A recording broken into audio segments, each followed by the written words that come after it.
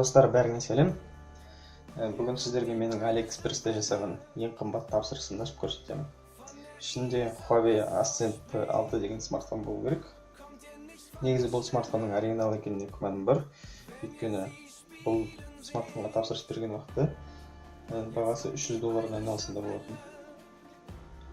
Ал мен бұл смартфонға $246 төледім AliExpress'тегі шопинг фестиваль кезінде. Соны оқыған кезінде менде $40 купон болатын, сол купонды пайдаланып, бұл смартфонның бағасы, жалпы бағасы маған $206 айналды. Сол үшін де жасандау деген күтіп басым, соған қарамастан тәуекелге барып тапсырыс бердім. Сол тапсырысты қазір ашып көрейік.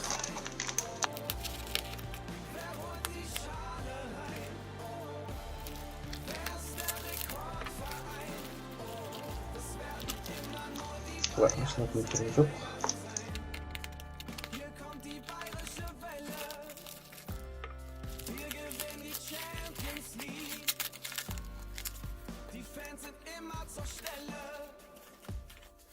Мінекей күштеп қосуға тура келді. Сыртынан қарасаң шынымен оригинал сияқты. Дегенмен қазір ашып көреміз.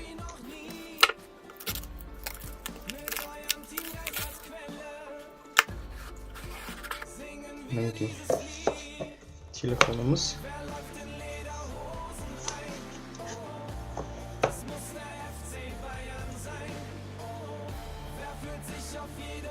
Мінекей жұқа.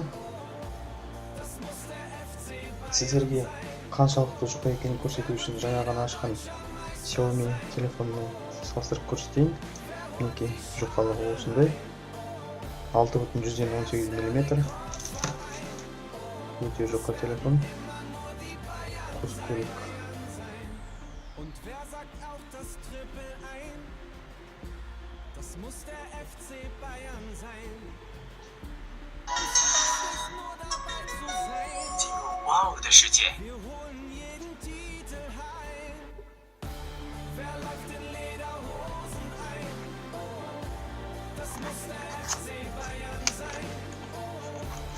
Комплектінде Huawei'дің қоспақтары фирмалық.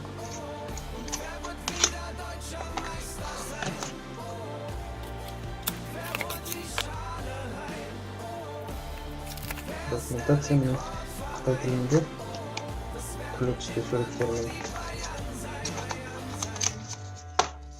Мінекей мынауымыз, бұл да Қытай тілінде, барлығы Қытай тілінде.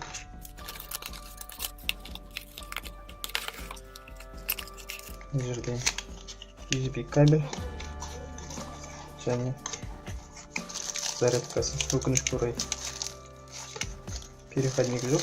Переходник салмады сәулегер. Жарайды, өтпес.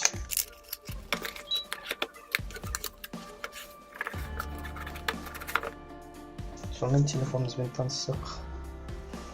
Мінекей Қытай тілінде барлығы.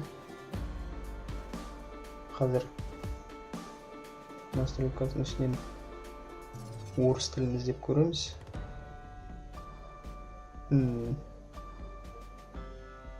Клиент қытайша. Меніңше тіл баптаулары бұның ішінде.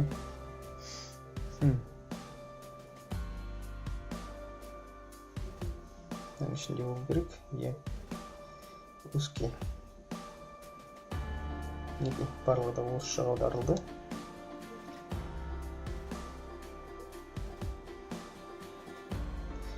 Мен басында қауіптенгендей Huawei'дің тура жасалған көшірмесі болып шықты.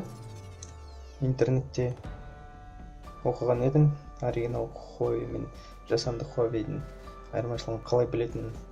Мінекей сол жерде жазылған. Процессоры мына жерде Quad Core емес, Quad, яғни Т емес, Д жазылу керек. Әрине енді AliExpress'те диспут ашып, ақшаның біраз бөлігін ең болмаса қайтарып отырсам, ал жұмыс істеу қалай болатынын алда уақытта көре жатарсыздар. Бұл смартфон жасанды болғандықтан сипаттамаларын көрсетудің қажеті жоқ шығар, өйткені ол өтірік жалған ақпарат болуы мүмкін. Сондықтан да бұл телефонды толықтай тексеріп, алдағы уақытта толық шолуды жасайтын боламын. Әзірге осы. Каналға жазылып лайк басыңыздар. Сау болыңыздар.